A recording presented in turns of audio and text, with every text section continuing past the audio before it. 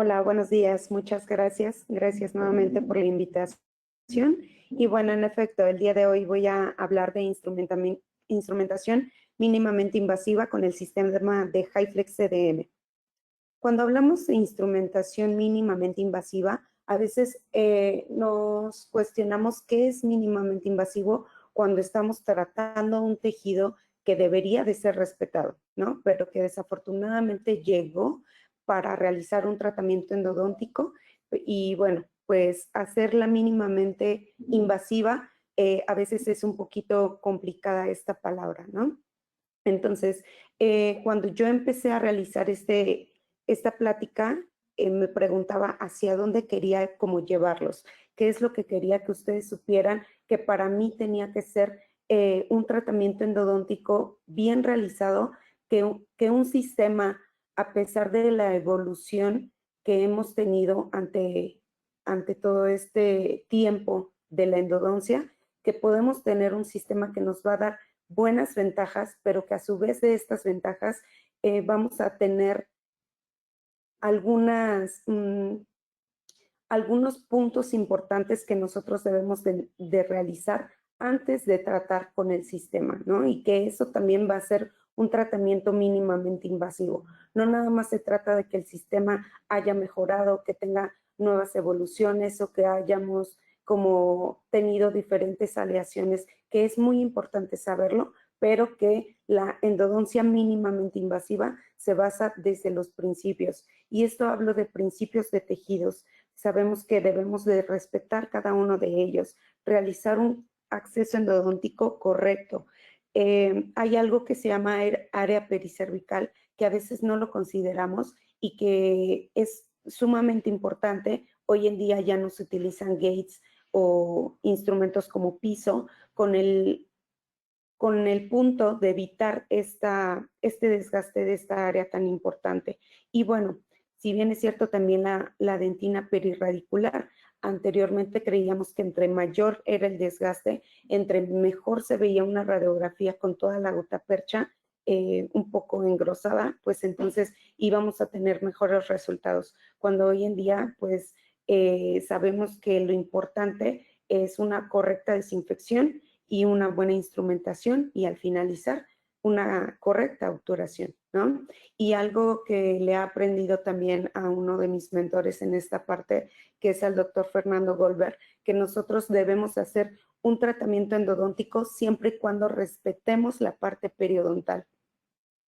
Somos endoperio, obviamente siempre vamos de la mano y tenemos algo que es un triage entre endoperio prosto y esto debemos de tenerlo desde que hacemos un acceso endodóntico. Entonces, para mí, la parte de instrumentación mínimamente invasiva debe de tener estos puntos y no dejárselo siempre a un sistema que a pesar de que el sistema es bastante bueno, tiene diferentes bondades para que nosotros tengamos esta parte importante. Vamos a desglosar cada uno de ellos. En la parte de tejidos blandos, vamos a estar hablando un poco de acceso, de aislamiento absoluto, que es muy importante también para el área endodóntica. Hablar de aislamiento absoluto significa que no va, nada más va a ser importante para el área endodóntica. Sabemos que el área odontológica debe de ser o de estar lo menos contaminado. Y para ello, bueno, pues siempre hemos querido un correcto aislamiento. Dicen que el aislamiento nunca es suficiente, pero no queremos llegar a esta parte, ¿no? O sea, exagerar como un poquitito en esta zona, ¿no? Pero tampoco hacer este tipo de tratamientos que desafortunadamente, bueno, pues por alguna razón mala, ¿no? Estemos llegando a este punto. ¿Y por qué hablo un poco de esta parte del aislamiento? Porque me he encontrado con a veces este tipo de casos que el tipo de dique desafortunadamente no es el correcto para un uso endodóntico, en donde se desgasta la parte del dique, en donde es un dique que tiene una deficiencia con el uso del hipoclorito o que las técnicas de aislamiento no se están haciendo de manera correcta, ¿no? A veces por mucho que utilicemos el dique de hule, ¿qué es lo que pasa? Que no se coloca de manera correcta, se empiezan a tener diferentes fluidos, hay un desgaste, se empiezan a filtrar parte tanto del hipoclorito hacia la cavidad como de la saliva hacia la parte de nuestro tratamiento endodóntico, y esta parte es sumamente importante para nosotros. Hacer una contaminación en el tratamiento endodóntico va a disminuir mi pronóstico durante todo el tratamiento y durante todo lo que se mantenga el órgano dentario. Sabemos que la parte del aislamiento no viene desde hace poquito, o sea, hace algunos días estuvimos con el aniversario que fue el día 15 de marzo, de lo que es el dique de hule. El dique de hule ha tenido diferentes evoluciones en cuestión a la parte del uso, diferentes técnicas y diferentes materiales para que no solamente el látex sea un uso único en nuestra área. Tenemos como indicaciones tratamientos endodónticos, que es sumamente importante no obviar este punto porque hablamos de mínima invasión y esto no queremos que tengamos algún accidente en este tipo de tejidos blandos o que se vaya un instrumento hacia la parte de la cavidad o que nuestro paciente corra algún riesgo de ser un tratamiento endodóntico a ser un tratamiento ya a nivel hospitalario. Tenemos tratamientos también restauradores que lo requieren de manera correcta. Hay veces que nosotros retiramos un tratamiento, no sé, alguna corona metal porcelana, y ¿qué es lo que sucede? Para hacer el tratamiento endodóntico, lo quitamos sin un tratamiento o sin un aislamiento, y obviamente el paciente es lo que está deglutiendo, y creo que es una manera correcta de realizar un aislamiento, retirar este tratamiento restaurador o restaurativo para generar nosotros nuestro tratamiento de manera correcta. Cementaciones de restauraciones, sabemos que la parte de nuestro vapor en boca también influye en esta parte importante de la restauración. Preparación de prótesis fija o retiro de restauraciones debe de ser de manera considerada del odontólogo general y también del endodoncista.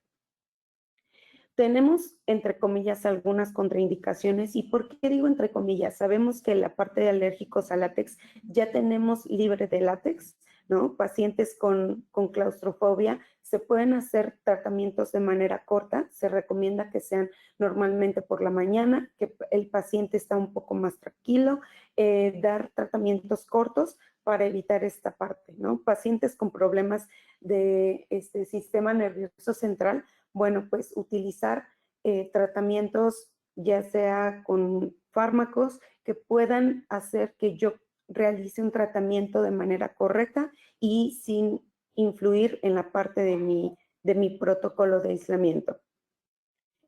Problemas periodontales, a veces es tanta la necesidad de utilizar un dique de hule, pero el paciente desafortunadamente presenta una gingivitis y para ello, bueno, pues hay que utilizar un dique de manera correcta, un dique que haga un sellado tridimensional y que no tenga que estar influyendo en esta parte de la saliva, ¿no? Sabemos que a veces es imposible por el dolor del paciente o alguna situación mandar primero a fase 1, controlar esta parte periodontal y posteriormente mandarlo a un tratamiento endodóntico o a realizar la parte de la urgencia. Bueno, pues utilizar un dique correcto, ¿no? Y pacientes asmáticos, lo mismo, hacer tratamientos cortos y previamente medicados.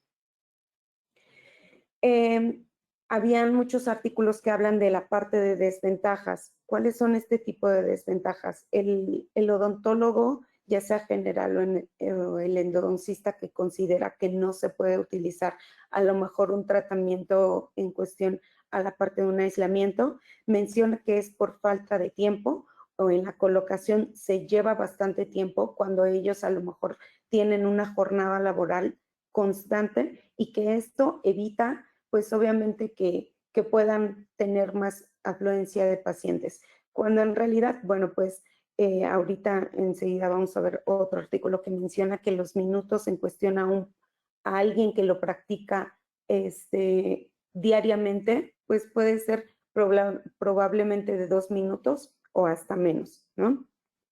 Dificultad para la colocación. Sabemos que la práctica sin duda alguna hace al maestro y cada vez quizá no seamos como expertos en la parte de la colocación, pero cada vez va siendo más fácil, ¿no? Yo siempre les recomiendo tanto a mis alumnos como a mis asistentes que realicen algunos cursos también, ya sea básicos o intensivos, de la parte del uso de dique de hule para poder tener diferentes técnicas, para conocer no nada más el aislamiento básico, sino también que nos ayude con algunos casos complejos, como es algún tipo de fractura dental o alguna destrucción dental, ¿no?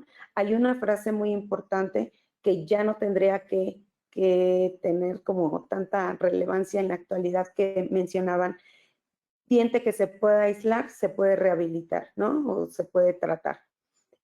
Considero que hay diferentes técnicas y usos de grapas en las cuales también nos permiten tener un aislamiento de manera correcta, un aislamiento que no nos conflictúe esta parte tan importante de nuestro tratamiento. Hay técnicas también de elevación de margen o de reconstrucción para el órgano dentario para evitar realizar la extracción, ¿no? Muchas veces hemos visto que la encía tiene un crecimiento, que quizá no se puede realizar el aislamiento en ese órgano dentario, pero hay diferentes técnicas para utilizar, ¿no? La actitud del paciente. Hay un punto muy importante en donde el paciente a veces nos cuestiona si en realidad es necesario colocar este tratamiento, ¿no? O este dique de hule, porque menciona que a lo mejor la dificultad para respirar o la ansiedad que le genera, pero vamos a ver este artículo que les menciono, que en realidad la parte de la ansiedad puede ser controlada con diferentes citas espaciadas, obviamente, y que tienen que ser bastante cortas, ¿no? Mencionan que también generan costos, pero un buen tratamiento no es que genere un gran costo la parte del aislamiento, sino que un buen tratamiento siempre debe de acompañarse con todos los pasos tan importantes como es la parte del aislamiento. Y bueno, también otra parte, otro grupo del área odontológica menciona que desconoce cómo poder realizar técnicas de aislamiento sin que influyan en la parte de su trabajo o de su colocación de algunos otros objetos. Este es el artículo que les mencionaba, se llama, bueno, el título es Actitud de los pacientes sobre el uso de dique de hule, en donde menciona cómo se conoce la parte de la actitud del paciente ante el uso de dique de hule, que los tratamientos que se van a utilizar la parte de dique de hule no solamente se deben de basar en tratamientos endodónticos y que debemos de establecer un tiempo de uso de dique de hule, lo establecen tanto con estudiantes como con odontólogos de práctica general. Se realizan 179 cuestionarios en los cuales de estos cuestionarios al regresar nuevamente para con los pacientes solamente se presentan 150. Se decía en esto que los tiempos de un estudiante es aproximadamente 4 minutos, cuando a lo mejor es con una práctica continua. Yo recuerdo que en mis prácticas iniciales, pues a lo mejor tardaba hasta media hora consecutiva en poder realizar un tratamiento o un aislamiento de manera correcta. Pero hoy en día, con la práctica, bueno, pues a lo mejor puedo tardar hasta menos de un minuto realizando el tratamiento o el aislamiento en un solo órgano dentario cuando voy a hacer un tratamiento endodóntico. A lo mejor si vamos a trabajar como por cuadrantes, quizá nos llevemos un poquito más, menos, pero nunca vamos a pasar quizá de los 2 minutos. Es algo bastante corto. Para estos 50 personas que realizaron el cuestionario, la experiencia de un 56% era su primera vez, y este artículo es del 2013, o sea, estamos hablando de hace pues quizá unos 10 años que no se está utilizando un dique de hule, y que un paciente que ya tiene un tratamiento endodóntico es porque quizá ya haya pasado por otros tratamientos restauradores. Entonces, darle la importancia también a este punto, que todos los pacientes que han pasado por esta parte han tenido que deglutir todo esa agua, ¿no? Con ese desgaste de dentina, con ese desgaste del remanente de esa restauración antigua, llámese resina, amalgama, incrustación, lo que quiera hacer, que su primera experiencia es bastante, pues, importante, ¿no? 77% consideraban que tenían un alto grado de confort, que a pesar de que no lo habían utilizado o que ya lo han utilizado, para ellos es importante porque en la parte de estarse deglutiendo esta saliva o esta agua constante, que a veces los odontólogos cuando ejercemos nuestros primeros años, quizá no tenemos un asistente que esté colocando el eyector o tenemos problemas con el mismo. Entonces, considero que esta parte para los pacientes es muy importante. Y bueno, el 86% desearían volver a utilizar el dique de hule. Desafortunadamente, el otro porcentaje padecía de algún tipo como de claustrofobia o ansiedad que les permitía tener un corto plazo en cuestión al uso de dique de hule y que lo consideraban quizá un poco innecesario, ¿no? Como conclusiones, tenemos que muchos odontólogos generales no utilizan el aislamiento ni siquiera para restauraciones iniciales y mucho menos para tratamientos endodónticos, a pesar de que estamos hoy en la actualidad, 2023, ¿no? También la actitud de los pacientes es importante y considerable para el uso del dique de hule cuando nosotros hacemos un tratamiento de cualquier índole. Es importante también que desde nuestros inicios les expliquemos a los estudiantes sobre las bondades que tiene el utilizar un dique de goma. ¿Para qué? Para evitar tanto problemas, complicaciones odontológicas como problemas de salud. Si era algo, quizá solamente un tratamiento endodóntico y ya se deglutió alguna lima o algún problema de hipoclorito, obviamente ya no estamos siendo mínimamente invasivos, ¿no? Ya estamos realizando un problema de salud para el paciente. Desafortunadamente, bueno, pues sabemos que una deglución de esto puede terminar a nivel hospitalario, ¿no? Y proteger el diente vital de una contaminación cruzada o de una segunda contaminación, ¿no? O de un problema o tratamiento endodóntico. Estar evitando que la saliva, pues, se esté filtrando. Muchas veces decimos, ay, no, ya casi termino, ¿no? No pasa nada, pero sí pasa, ¿no? O sea, debemos de ser conscientes que nosotros somos el vehículo importante para evitar o pasar como esta parte de las bacterias hacia la parte de nuestro acceso, ¿no? Entonces, las consideraciones clínicas que nosotros debemos de tener para ser mínimamente invasivos es ser cuidadoso con los tejidos. A veces no contamos con el material adecuado y ¿qué es lo que sucede? Que en el momento que nosotros colocamos una grapa, no es la grapa correcta, colocamos en tejidos blandos y a lo mejor si es un paciente sano, pues va a cicatrizar y como dicen en la consulta, ¿no? Pues sana, sana y listo, no pasa nada. Pero ¿qué pasa cuando nosotros tenemos un paciente con uso de bifosfonatos? Si nosotros colocamos una grapa en la parte de la encía, vamos a tener un problema. Un problema que a lo mejor puede llegar hasta una necrosis. Entonces debemos de ser sumamente cuidadosos con la parte de los tejidos. La posibilidad de una restauración del órgano dentario, ¿no? Y mencionaba lo de si se puede aislar, se puede rehabilitar. Eso no debería de importarnos el día de hoy. Hoy en día tenemos diferentes técnicas, diferentes tipos de dique de hule, diferentes tipos de grapas. Cuando tenemos estas preparaciones o cuando no tenemos este efecto férula, que es lo que dicen, no, pues ya va para afuera, ¿no? Cuando tenemos grapas como las Brinker, que nos ayudan a tener un aislamiento en este tipo de dientes con preparaciones previas. Ser mínimamente invasivos es la parte más importante desde un aislamiento, no desde un tratamiento endodóntico, desde que hacemos el acceso o con un sistema. Contar con los materiales adecuados. Lo mencioné hace ratito, a veces no tenemos estos materiales y queremos utilizar grapas que no son para esos órganos dentarios y que desafortunadamente tenemos una complicación por no tener este material adecuado. Colocación de manera inadecuada, bueno, pues ya lo mencioné. Para ello quiero hacer mucho hincapié en esto. Son materiales necesarios que debemos contar. Dique de hule de diferentes tamaños,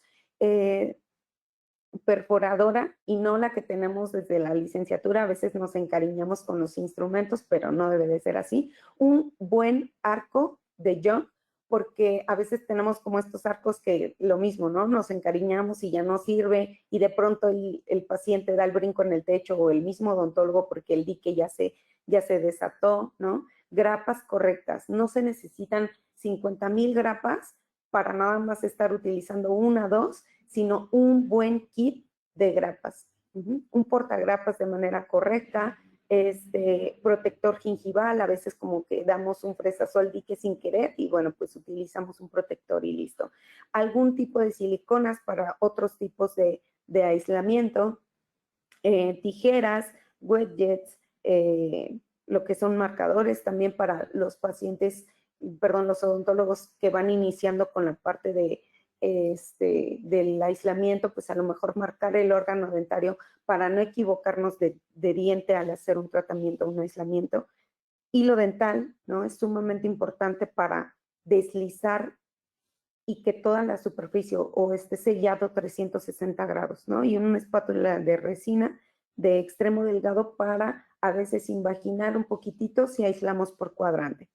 Conocemos diferentes tipos de marcas en cuestión a diques de hules. Sabemos perfectamente que el Flexidam tiene un alto grado de flexibilidad. Me gusta mucho cuando lo empecé a utilizar.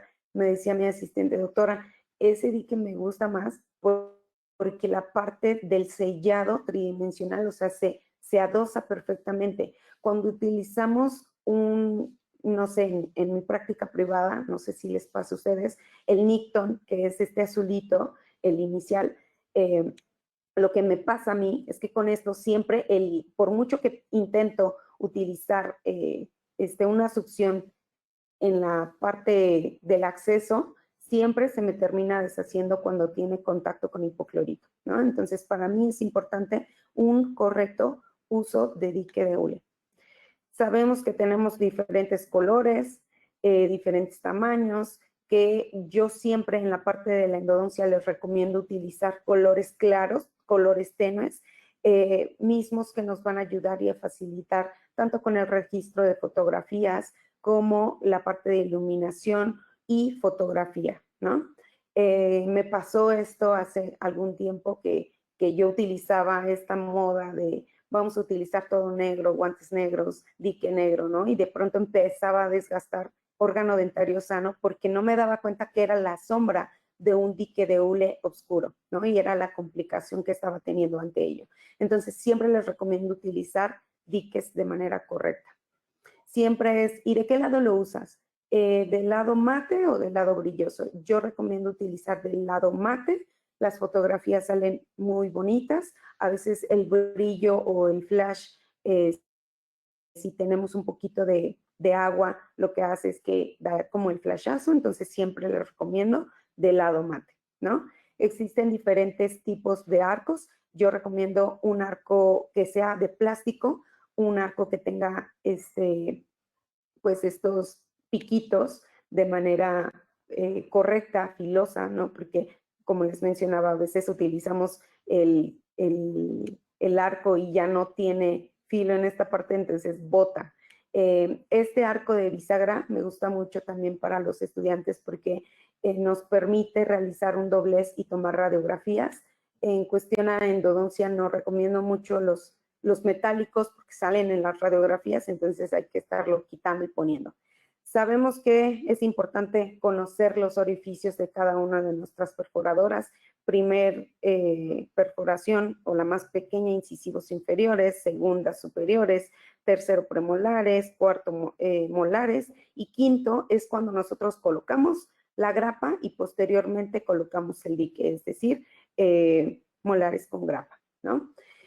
A veces cuando íbamos a los congresos como estudiantes veíamos este tipo de kits, ¿no? Y siempre decimos, ¿qué grapa debemos utilizar? Y yo quiero este kit porque tiene todo. Y desafortunadamente estos kits tienen todo y no utilizas nada, ¿no? Entonces siempre recomiendo que sean buenas grapas que sean de marca, porque una, van a facilitar muchísimo el uso de la grapa, no se va a estar doblando o deformando, no va a tener o a perder como esta parte importante de los 4 puntos, que es muy necesario. ¿Y por qué hablo de 4 puntos? Este artículo, que es bastante viejo, 1989, habla de una investigación de una iatrogenia, una posible iatrogenia por uso de grapas metálicas de usos incorrectos.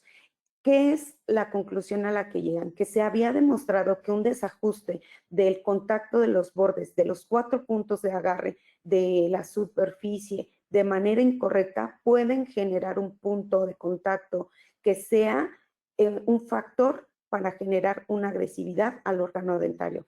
Entonces, deberíamos de entender que una grapa de manera correcta o una grapa de buena calidad va a hacer que nosotros no tengamos alguna iatrogenia o alguna invasión con el órgano dentario. ¿Y por qué hablo de este tipo de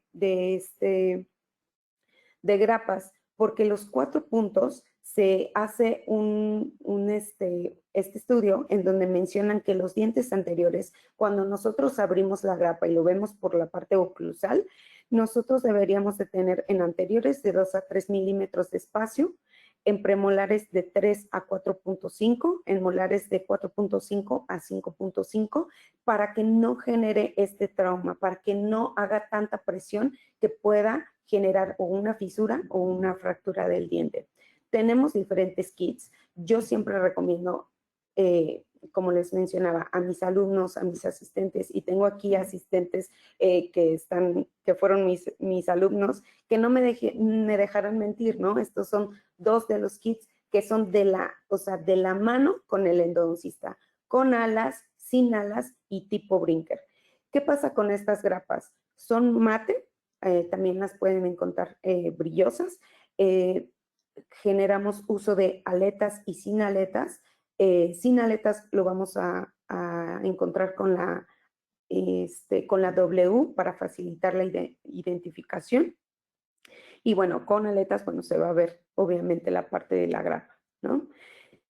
El cuerpo de la grapa siempre va a tener el arco distal, en donde nosotros vamos a tener el hilo para sostenerla y no tener algún accidente. La parte de las mandíbulas, en donde nosotros vamos a colocar el portagrapas, ¿no? Las alas, la parte del bocado y puntos de contacto que deben de siempre hacer contacto con las 4 paredes, 2 linguales, 2 vestibulares.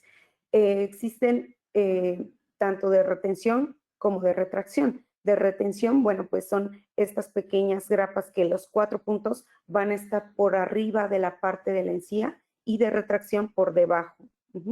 Las vamos a encontrar, ya lo mencioné, con aletas, sin aletas, y existe esta grapa que se llama de bocados. Existe de manera derecha e izquierda. Y estas grapas lo que nos ayuda es cuando están semierupcionados, quizá agarrarnos como de este tipo de tejidos, considerando que el paciente está sano, se puede utilizar. Pacientes de 6, 7 años que apenas están en erupción o que ya están semierupcionados, se pueden utilizar.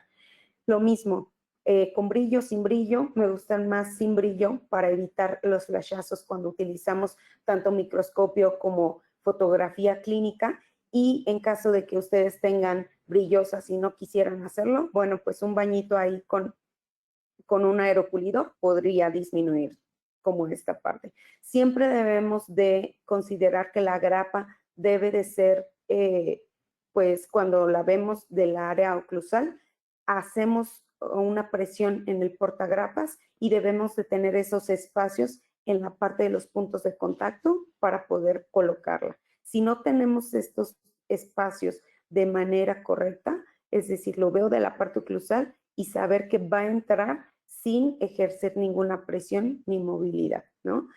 Que sea un ajuste de manera correcta en todas las áreas, que siempre tenga 4 puntos de contacto. Si tenemos solamente 3, hay que cambiar la grapa para evitar accidentes, ¿no?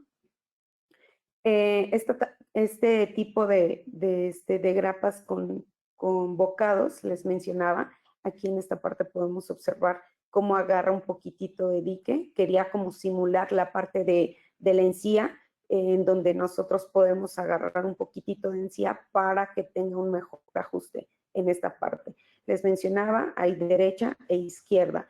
Y para los que se preguntan, bueno, ¿y qué pasa con los dientes preparados? Bueno, pues tenemos la parte de Brinker.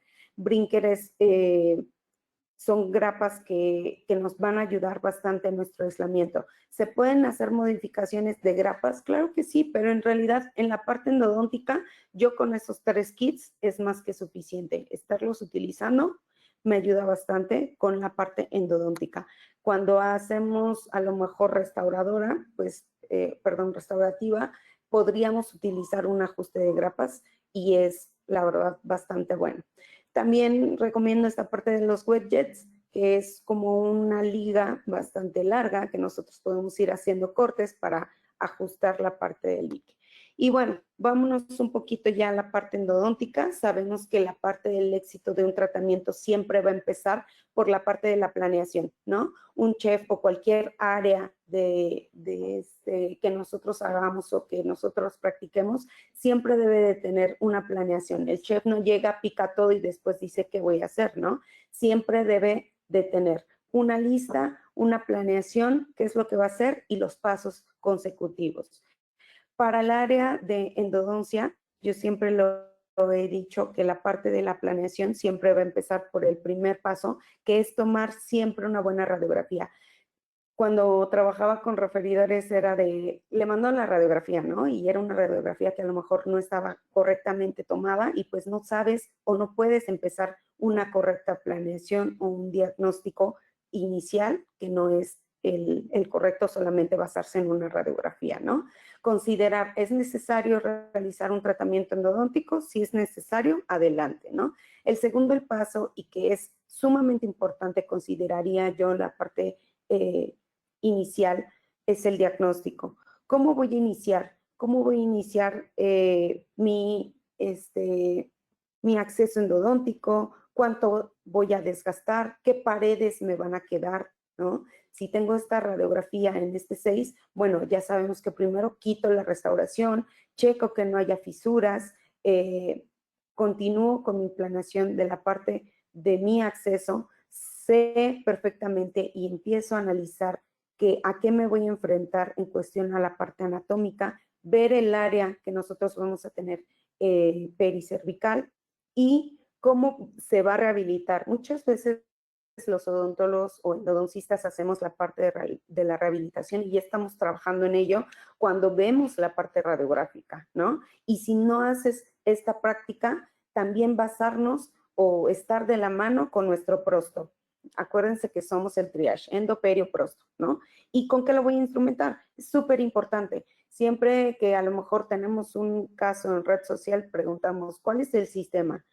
Debemos de saber toda la parte importante del ADN de nuestro sistema, cómo se maneja, si tenemos curvaturas, cuál instrumento es el ideal para realizar este tratamiento endodóntico, etcétera.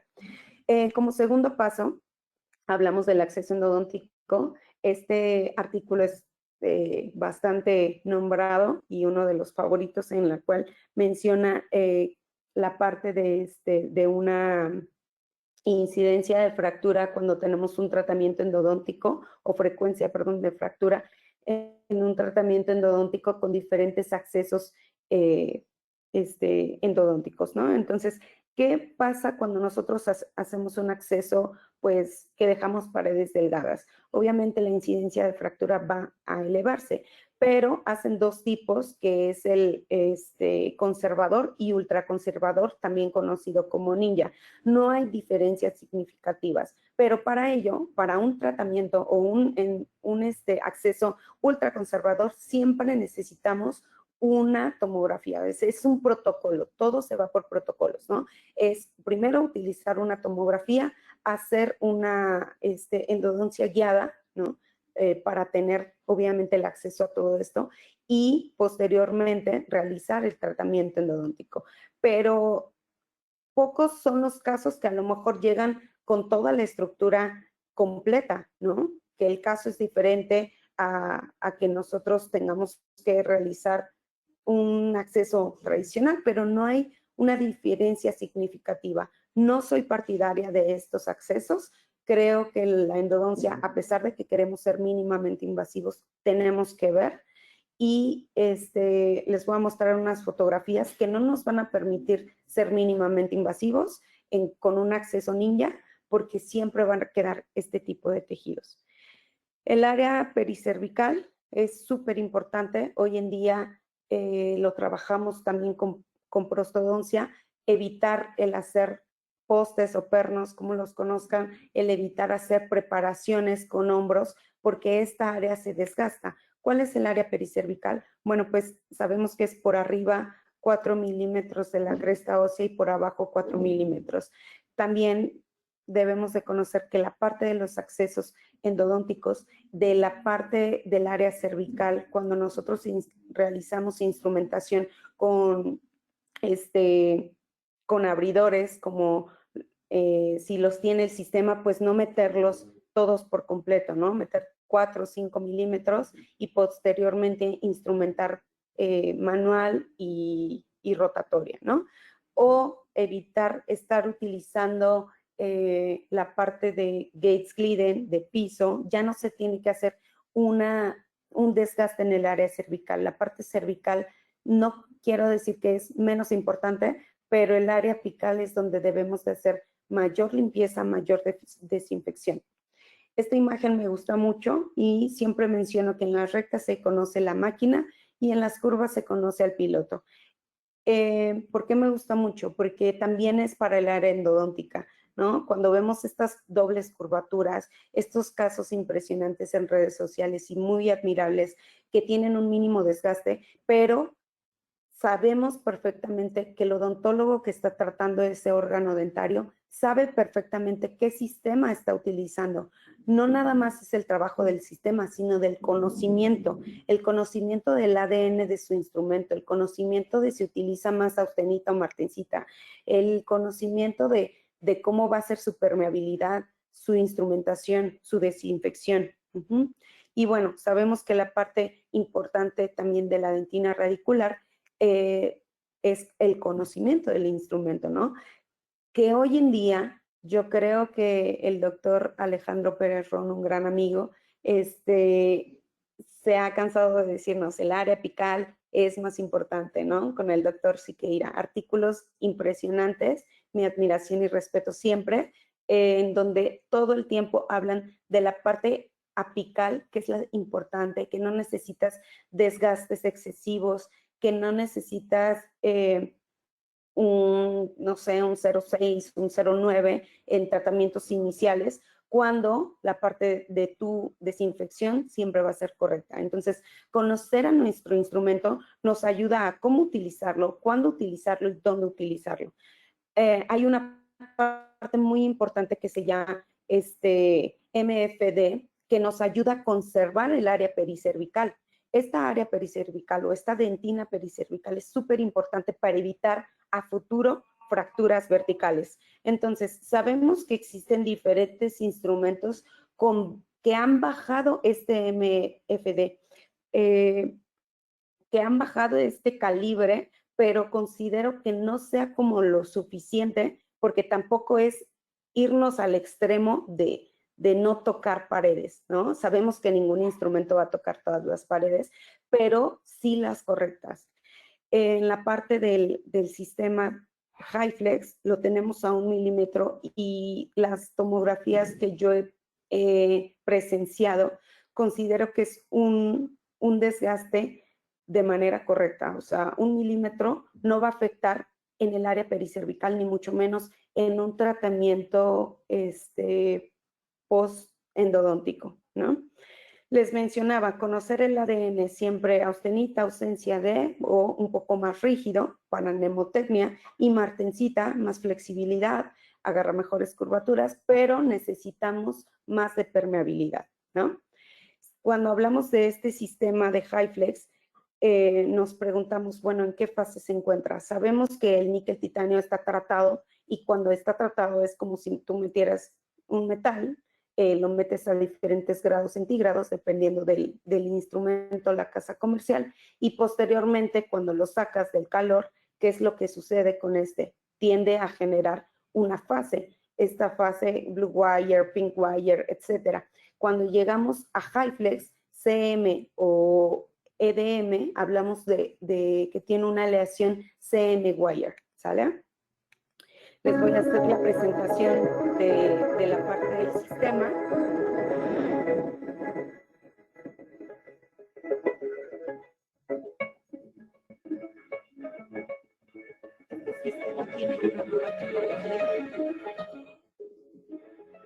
Que la tecnología se basa, sabemos que los instrumentos o son pesados o son por torsión, y este nuevo sistema lo que tiene son por descargas eléctricas. Estas descargas eléctricas lo que hacen es que al instrumento se le mete a un como a la parte del agua, y quien recibe estos choques eléctricos es la parte del agua para realizar su producción. En la casa comercial no menciona hasta cuántos usos es recomendable, menciona que gracias a la alta resistencia de la fractura y al diseño de corte variable, tiene diferentes tipos, que son 3, nos permite utilizarlos en diferentes ocasiones. Yo la verdad es que considero que todos los tratamientos endodónticos que son buenos y que cuando tú realizas una remuneración económica buena, puedes estar utilizándolos, pero la verdad es que yo recomiendo que sean quizá pocos los usos el que les des a cualquier instrumento, ¿no? Tiene mayor resistencia a la fractura, menciona que es hasta 700%, considerando con otros sistemas rotatorios. Les mencionaba que tiene una nueva tecnología de fabricación en la cual tiene unas chispas que hacen endurecer la parte de la superficie de la lima, y que estas superficies endurecidas hacen o lo generan tanto flexible como altamente resistente a la fractura, ¿no? Pero no es que yo meta el sistema rotatorio y que ya haga su trabajo y que quiera forzarlo, sino que tenga una permeabilidad previa que me permita que el instrumento haga su trabajo. Como les mencionaba, la parte de su sección transversal, que es cuando nosotros cortamos el instrumento en diferentes secciones, ¿no? Y la parte de en medio, la estructura o la forma que tenga, pues obviamente hace que este instrumento sea diferente, que tenga 3 secciones transversales, que sea muchísimo más resistente a la fractura. Existen 2 kits que se venden, uno que es con abridor, una lima 1005 que ya considerar como glade pad o lima de pasaje, y posteriormente se utiliza como lima única HyFlex de 25 con conicidad variable. A veces es complicado como decir, bueno, pues me pesa mucho en la cabeza cambiar de una lima 10 a una lima 25. Entonces, ¿qué es lo que hacen? Bueno, cuando tenemos a lo mejor también curvaturas pronunciadas, pues utilizar un abridor, si es que ustedes les gusta utilizar el abridor. A mí en lo personal no me gusta, creo que no considero como a veces necesario esta parte. El glade pad, utilizar una 2004 para no dar un brinco tan grande, quizá la 25 conicidad variable, ¿no? Siempre obviamente con lima de patencia. Es importante que la parte de nuestro tratamiento endodóntico, para que sea mínimamente invasivo, estar utilizando pues cánulas endodónticas que nos permitan estar viendo. Lo que es la endodoncia, lo que necesitamos es ver, ¿no? Y si no vemos quizá la parte de los conductos, sí ver por fuera. Entonces, la parte del caso que les voy a mencionar, se utilizó todos los protocolos correctos de aislamiento. Es un órgano dentario número 27, en la cual radiográficamente se observan un desgaste, una caries, ¿no? Desafortunadamente, bueno, pues el paciente venía con la idea del típico, necesito una resina porque tengo un hoyito, ¿no? Y ese hoyito, pues obviamente sabemos la historia completa del hoyito, ¿no? Entonces, hacemos un protocolo de trabajo y este protocolo siempre conociendo la parte del campo del trabajo, ¿no? Es una cortesía esta imagen del doctor Alejandro Pérez Ron, en cuestión a la parte importante de saber la complejidad de la parte anatómica también a la cual me voy a presentar, utilizar una correcta técnica de irrigación, generar un correcto diámetro apical también es bastante importante. Y una vez que yo ya realicé este análisis, que yo ya tengo mi campo de trabajo, mi protocolo ideal, entonces me voy a ir a la parte del aislamiento, ¿no? Lo que les mencionaba en esta parte, vean el sellado 360 grados que nosotros podemos tener con el FlexiDam, ¿no?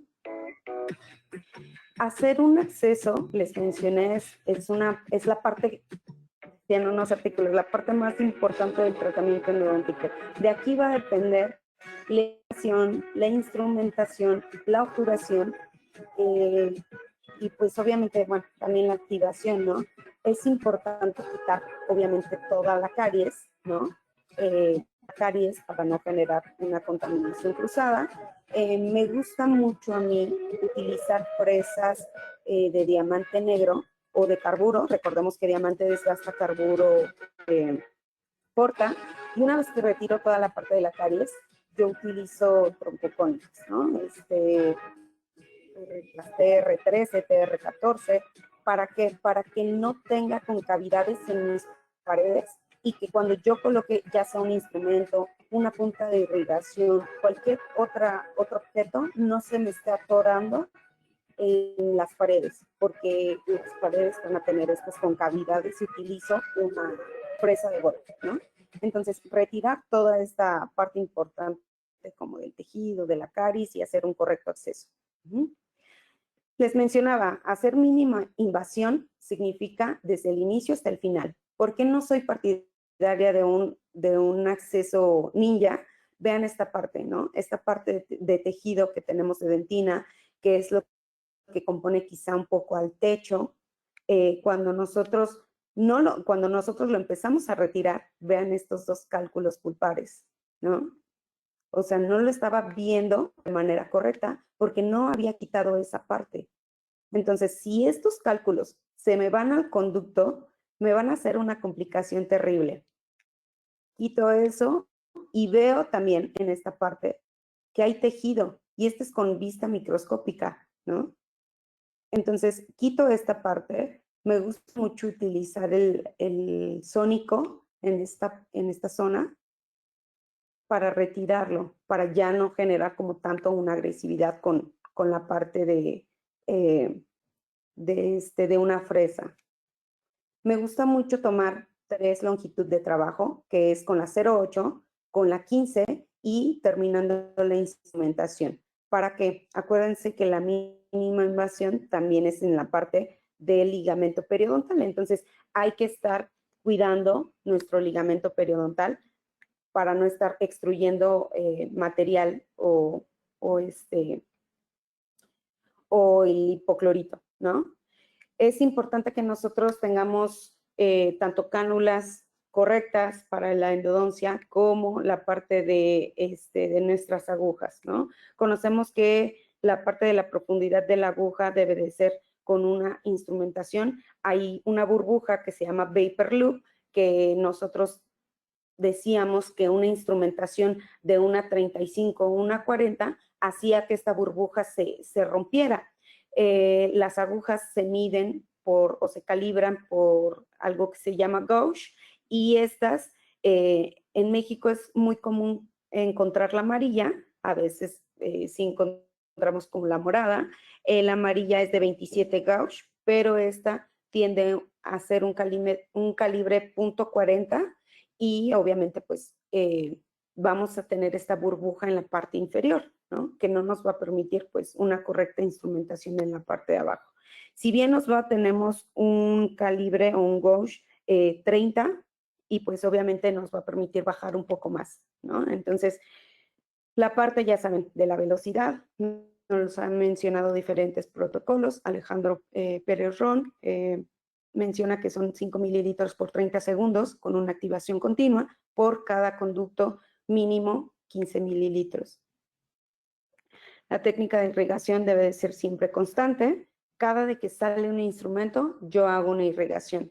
Existen diferentes tipos de salidas, ya sea salida lateral, diferentes orificios o una salida con una margen de seguridad que es 1 milímetro, que pueden ser estas, que son 6 Pro Tips. ¿Qué pasa con estas? Les mencionaba que la parte del calibre, cuando nosotros vamos iniciando, para que no se tape la parte de nuestro conducto con el Smith Layer, ¿qué es lo que yo hago? Utilizo diferentes tipos. Si yo inicio con esta, que es una amarilla o una 27 gauge, no voy a llegar más que a la pura área cervical. Y cuando yo esté instrumentando una 8, una 10, lo que va a suceder es que se va a tapar esta parte, ¿no? Entonces es importante que utilice diferentes tipos de limas, de puntas de irrigación. A mí me gusta mucho esta, que se llama Irriflex. Lo que hace es que tiene una flexibilidad, que tiene un marcaje en la cual pues la podemos observar en esta parte.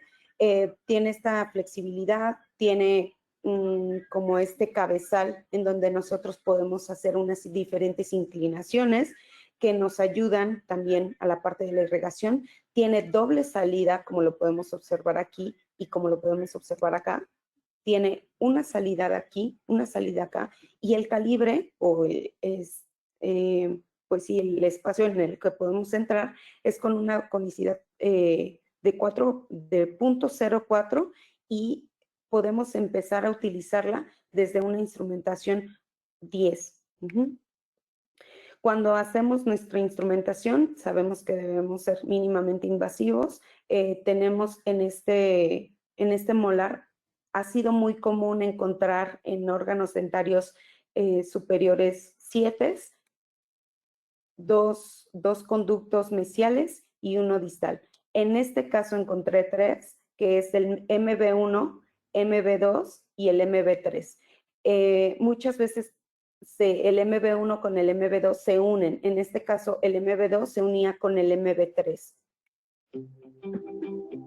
Una vez teniendo esta instrumentación, yo sé perfectamente que seguí mi protocolo, que puedo realizar una instrumentación correcta en donde voy a tener una preservación del área pericervical. Este es otro 7 que instrumenté y que es muy común estar observando este MB2. Entonces, siempre les digo, si encontraron 3, busquen 4, ¿no? Si encontraron 4, busquen el quinto, a lo mejor y les sale. Es muy importante conocer todas estas partes, ¿no? Y lo que les mencionaba, el periodonto. El periodonto siempre decimos, es que una instrumentación rotatoria va a ser diferente o va a ser significativa a la instrumentación reciprocante, porque uno extruye más, uno extruye menos, porque la pelea siempre va a ser esa, ¿no? ¿Quién es mejor? Yo siempre le he dicho, cada que sale un instrumento se irriga. Y parte importante de no contaminar y tocar el periodonto es tener las 3 longitudes de trabajo, estar verificando obviamente nuestras limas, que no se mueva el tope, utilizar topes correctos, ¿no? Topes de calidad que nos ayuden a la instrumentación y que no estén sube y baja y nos modifiquen esta parte, pero siempre también es importante la consideración de un correcto instrumento rotatorio. ¿Para qué? Para tener también una correcta obturación. Cualquier técnica va a ser buena. Hay diferentes técnicas hoy en día, ¿no? Con calor, con cono único, con la instrumentación, más bien la obturación siempre va a depender mucho de la instrumentación. Entonces, si yo tengo una correcta obturación, pero yo sé que dije, ay, no importa, este molar lo hago en 20 minutos y no hay una correcta obturación, obviamente, perdón, instrumentación, obviamente la obturación no va a tener una calidad, porque a veces le damos mucha importancia a esta parte. Entonces, ya una vez que nosotros hacemos todo el protocolo correcto, que yo seguí todas las partes importantes de todo ello, pues entonces vamos a tener este tipo de trabajos, ¿no? En este caso utilicé y me di cuenta comprobé más bien que no se unía el MB1, porque cuando inyecté la parte del biocerámico en el MB2, ¿qué era lo que sucedía? Se rellenaba el MB3, ¿no? Entonces, para mí es importante ver estas imágenes. También se pueden corroborar con gutapercha. Metemos las puntas de gutapercha, una lima 15, hacemos una ligera presión, sacamos la lima, sacamos la gutapercha y observamos la gutapercha si es que tiene un marcaje y que se están viendo, ¿no? ¿Quién y quién se une? Posteriormente de esto, hago la obturación. Ya lo mencioné, es un cono único. Ya después del cono único utilizo esta resina que tiene un pigmento y lo que hace en este pigmento, bueno, pues es indicar que aquí está la gutapercha por si alguien más lo va a rehabilitar o por si en algún momento necesitan hacer un retratamiento, lo que sea un marcaje D, ¿no? Ya posteriormente, bueno, pues coloqué un poco de fibra de vidrio que se llama Everex. Es una resina, es un compuesto con fibra de vidrio que obviamente es otro tema, pero pues me ayuda en la parte de la rehabilitación, que es la que yo realizo. Esta es la radiografía inicial. Generé todo mi protocolo y posteriormente, vean, conductos independientes. El MB2 se juntaba con el MB3 en la parte de tercio medio, en esta parte más o menos, y ya posteriormente, bueno, pues terminaban en un foramen único, ¿no? Tanto el MB1 como el MB3, el distal y bueno, el palatino. Y vean, la irrigación siempre va a ayudar. Vean este conducto lateral que está presentándose en esa parte, ¿no? Esta zona. Entonces, siempre tener este tipo de protocolos, saber cómo y cuándo utilizar este tipo de instrumentos, que es una aleación perfecta, que es un instrumento que nos ayuda bastante. No quiere decir que nos casemos siempre con un instrumento y que ese instrumento lo utilicemos para todos los casos. No, debemos de tener una gama, debemos de saber cada uno. Yo les digo a mis alumnos, si quieren aprenderse 3 y casarse con esos 3, pero que sean de diferentes aleaciones, que sean diferentes protocolos de uso, etcétera, ¿no? Tener este tipo de instrumentación para mí es satisfactoria en la cuestión de saber que estoy haciendo como las cosas bien, ¿no? Este tipo de anatomías que nosotros vemos, normalmente cuando yo inicio un tratamiento tomo 3 o 4, hasta 4 radiografías. Si no tengo una combin, pues esto me va a ayudar a hacer diferentes tomas para tener, ay, no sé qué pasó, bueno, para tener este tipo de resultados, ¿no? Obturaciones tridimensionales, obturaciones de conductos laterales, conductos accesorios, y bueno, pues estos resultados los he tenido con este sistema, me gusta mucho, utilizo otros también, pero la verdad es que se ha vuelto de mi elección hoy en día para ya sea casos con diferentes curvaturas o casos que a lo mejor son muy estrechos, ser conservadores con esta área es bastante importante. Y bueno, de mi parte es todo. Les agradezco mucho. Espero les haya gustado esta plática.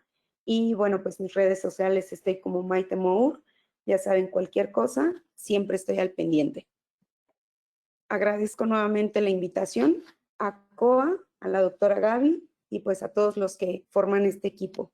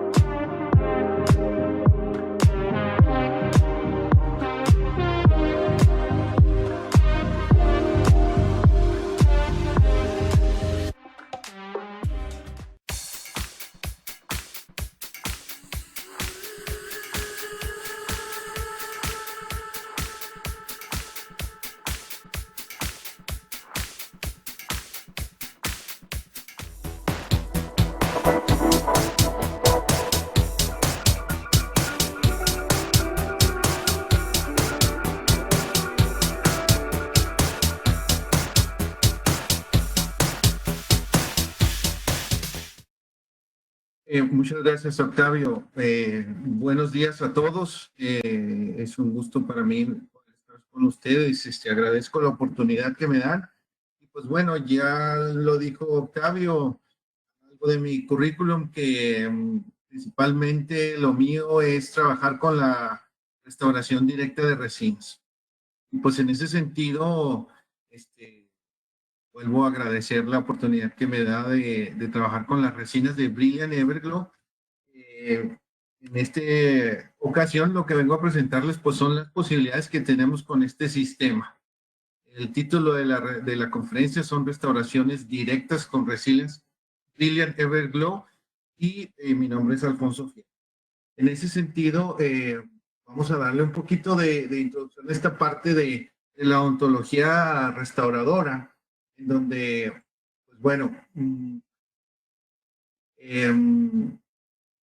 tenemos corto el tiempo para poder platicar de todo esto, pero el significado de hablar ahora de la resina como material restaurador, pues viene a su aplicación dentro de la odontología restauradora, que para mi punto de vista actualmente pues tiene mucho campo de acción en nuestra consulta diaria, y que me imagino que aquellos que ya lo practican sin duda saben que es así.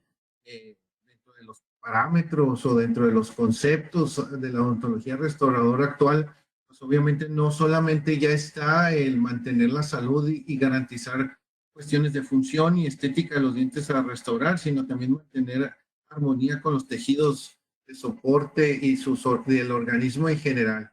Es una visión que tenemos que tener nosotros como operadores y que debemos de aplicarla, pues el enfoque debe de estar dirigido hacia seleccionar también tratamientos basados no solamente en la condición dental de nuestros pacientes, sino también de la condición bucal y sistémica.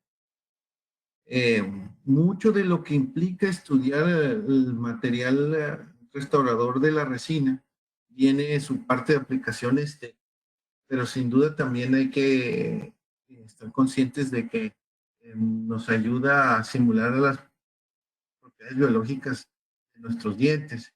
Y no estoy seguro de que ustedes están conscientes de eso.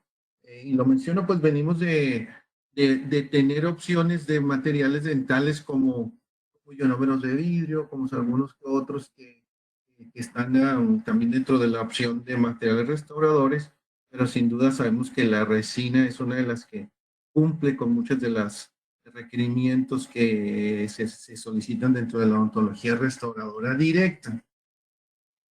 Hablar de la odontología restauradora directa, que en esta ocasión nos vamos a enfocar exactamente a hablar de las resinas, pues no solamente implica hablar del material restaurador.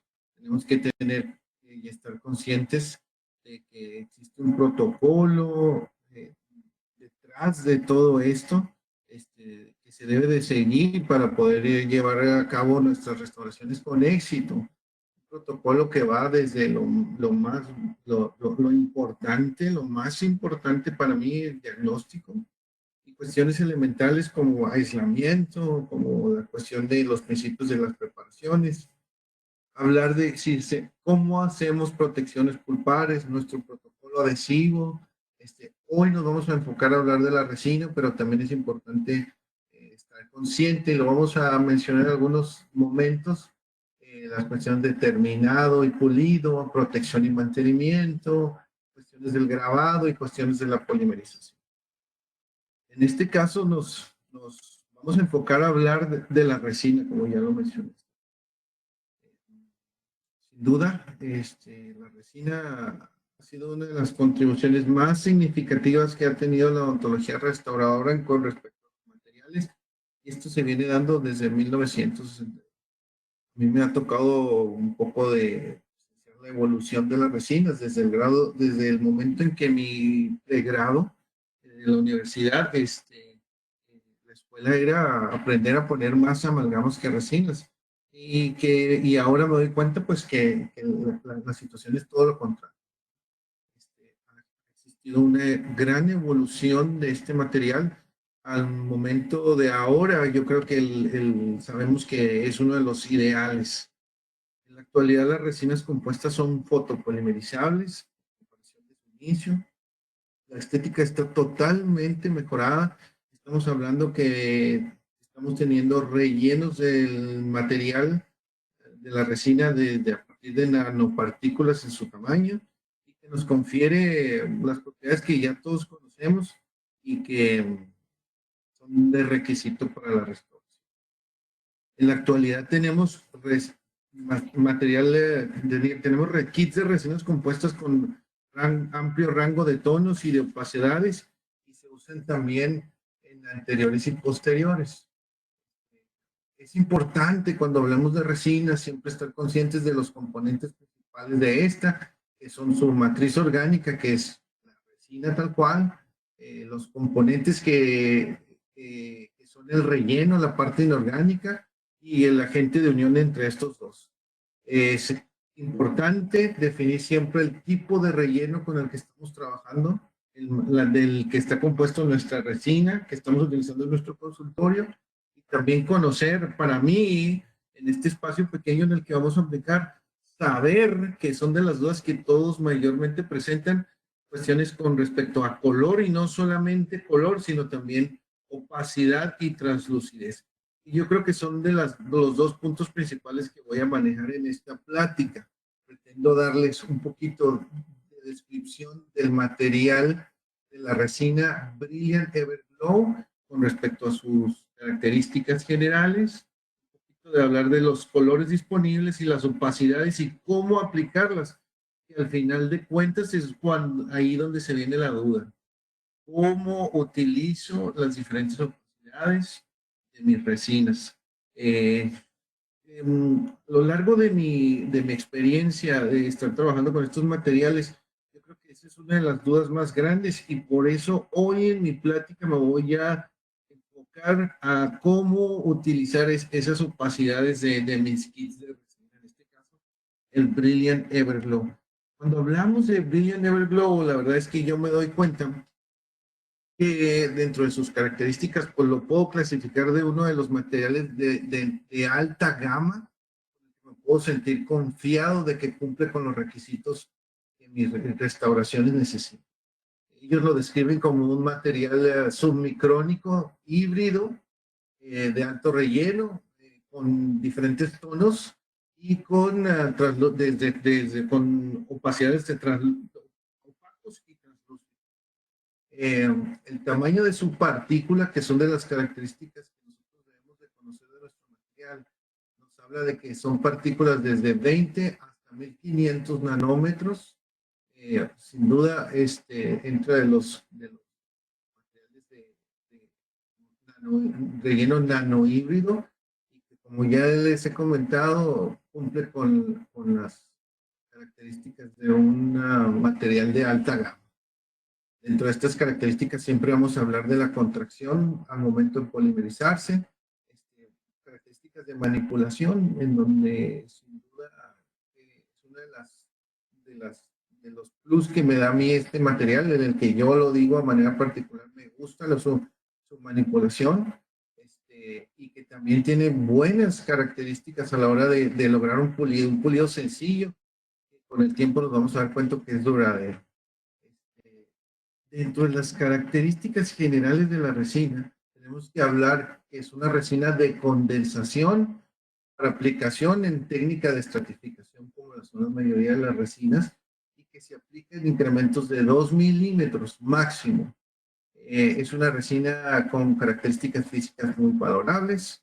Tiene 3 niveles de translucidez, 7 colores universales, 2 translúcidos y 3 opacos. El highlight de esta resina es que nos ofrece una simplificación a la hora de elección de color con el sistema DuoShape, con la parte de de las jeringas universales, que nos ofrece oportunidad de colocarlos desde una sola tonalidad y a veces también, en muchos de los casos, para la elaboración de restauraciones que son complejas, en donde se requiere ya de los diferentes niveles de translucencia. Esta está indicada para todos los tipos de cavidades y también está indicada para la adhesión o reparación de restauraciones de resina o de cerámica para aquellos que quieren a veces cementar sus restauraciones con resina. Estos son, si queremos entender el sistema de Brilliant Everglow, estas son las 3 niveles de opacidad que nos ofrece. Uno de ellos que son los tonos totalmente opacos, los tonos opaco bleach, opaco A1, opaco A2, opaco A3 y opaco A4. Para ser honestos, no todos están disponibles. Básico para mí sería manejar el opaco A1 y el opaco A2. Tiene una gama de tonos universales que van desde el bleach, C3, es donde se llaman universales, pero en donde es donde nos ofrece la parte de utilizar una sola jeringa para 2 tonos. Y los tonos translúcidos, un tono bleach y un tono translúcido neutro. Aquí es donde se presenta la parte interesante del sistema. Nos hablan de los tonos universales, que son indicados para restauraciones directas de anteriores y posteriores, y que pueden utilizarse en una sola capa para aquellos casos sencillos, o que se pueden utilizar en combinación con los tonos opacos y translúcidos. Aquí es donde entra la parte de toma de decisión. Al entender que existe un cuerpo de tono universal, un tono cuerpo, debemos entender que tiene una opacidad intermedia, donde sí sirve para muchos casos, pero en el caso, por ejemplo, de dientes anteriores, habrá que recurrir a las otras opacidades. La opacidad que presenta hacia el lado opaco en el menor porcentaje de lucidez son los tonos opacos. Eso se identifican con el color rosa. Este opaco es una resina que nos va a ayudar a hacer correcciones estéticas, por ejemplo, de dientes o sustratos pigmentados, en el caso de las amalgamas. Nos ayuda también a opacar o a controlar el nivel de translucidez en el caso de las fracturas de los dientes anteriores, y que nos ayuda también a núcleos, a restaurar núcleos de metal que queramos enmascarar. Y el tono más translúcido son los tonos trans, que vienen en tonos bleach, tono trans neutro, que se pueden utilizar también como capas únicas en restauraciones que sean más hacia el nivel de esmalte, también obviamente en la reconstrucción de casos, caracterizaciones de zonas del esmalte y en algunas otras zonas en donde se requiera de este nivel de opacidad. Cuando hablamos de esta parte de complicada de tonos y de características del color, hablamos que entender que para la resina existen 3 niveles, 3 características del color que debemos de entender. Una de ellas se refiere al tono. La otra, cuando hablemos de las características del color de la resina, es su saturación y su luminosidad.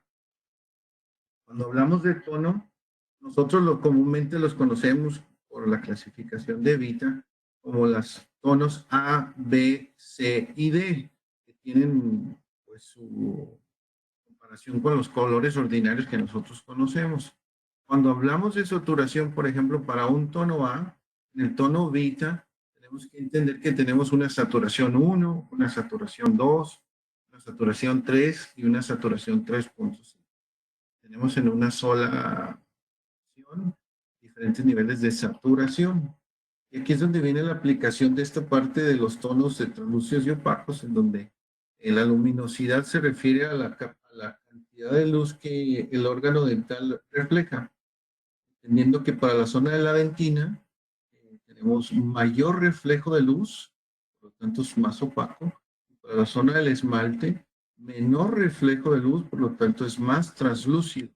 Es por eso que hay que entender que el colorímetro Vita no es suficiente para nosotros lograr el entendimiento de las características ópticas de nuestro diente.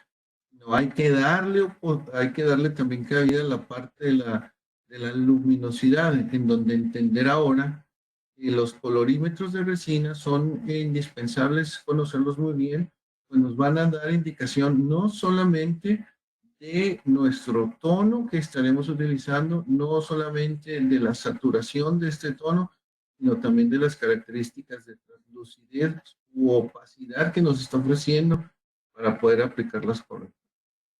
Entonces nos damos cuenta cómo en un colorímetro de resinas vamos a encontrar con guías que nos indican el tono, representado por ejemplo en un A, un B, un C, los grados de saturación de cada uno de estos tonos en niveles de 1, 2, 3, valores numéricos.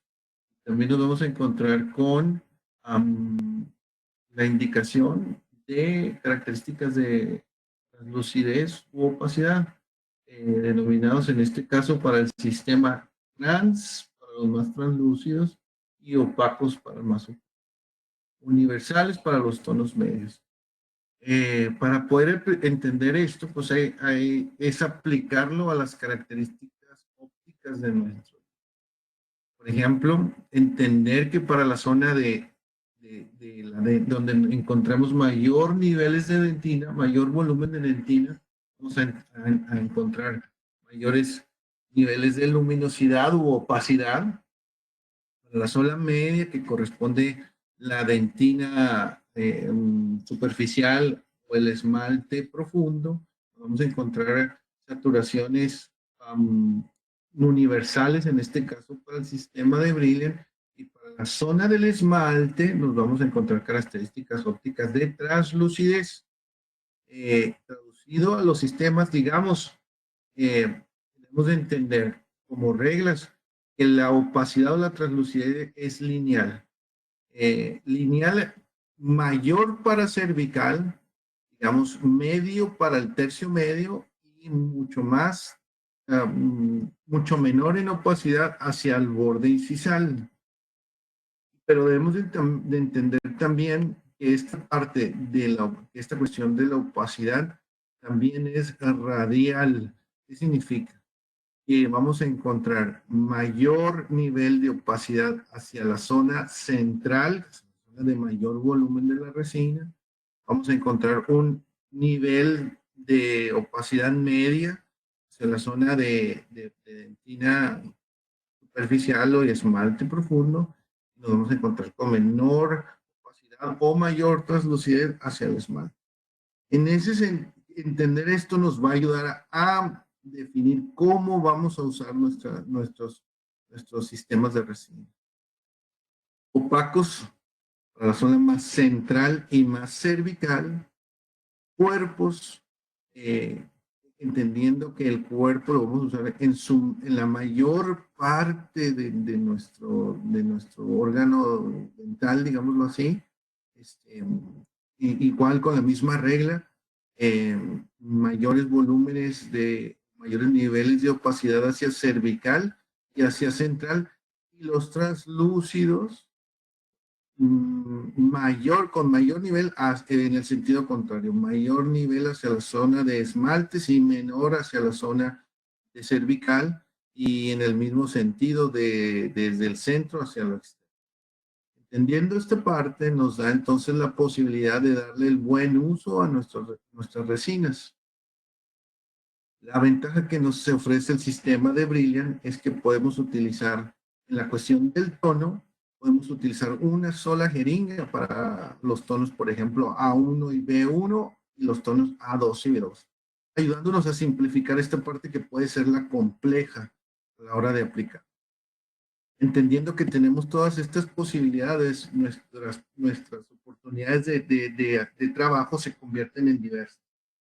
Hablamos desde si queremos trabajar en el campo sencillo de restauraciones de una sola capa, podemos utilizar nuestros tonos universales para la restauración de los dientes posteriores, para la restauración de los dientes anteriores, Y también en casos de restauraciones sencillas de dientes anteriores, pues podemos hacer uso de de las resinas trans.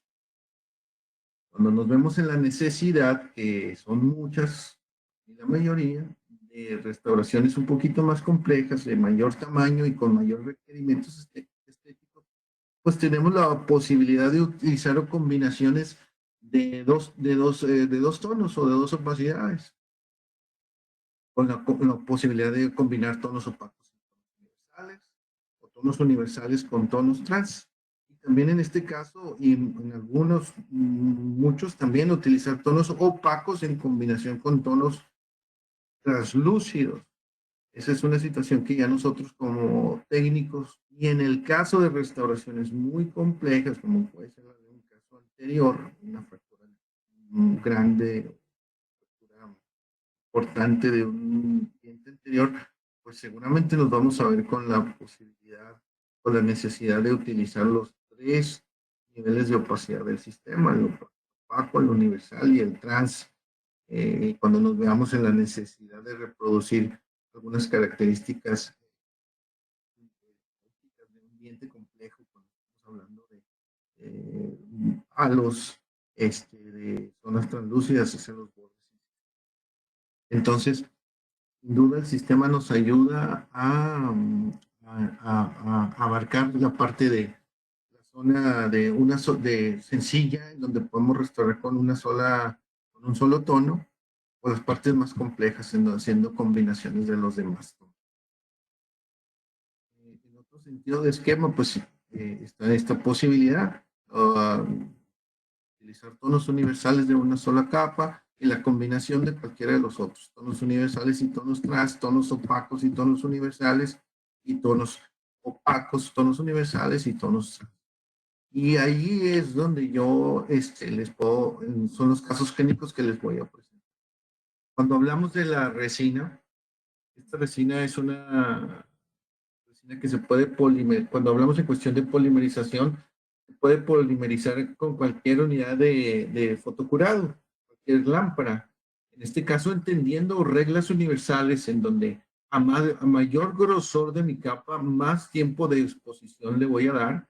Y también entendiendo que de acuerdo al tono que yo esté usando, requerirá mayor exposición de luz. Esto se refiere a que hay que entender que los tonos opacos, al no dejar pasar la luz, requieren mayor exposición de luz, o en el sentido contrario, disminuir el grosor de las capas para entonces así asegurar la polimerización. Entonces, entendemos que también nuestro dispositivo de fotopolimerización, nuestra lámpara determina este tiempo de exposición.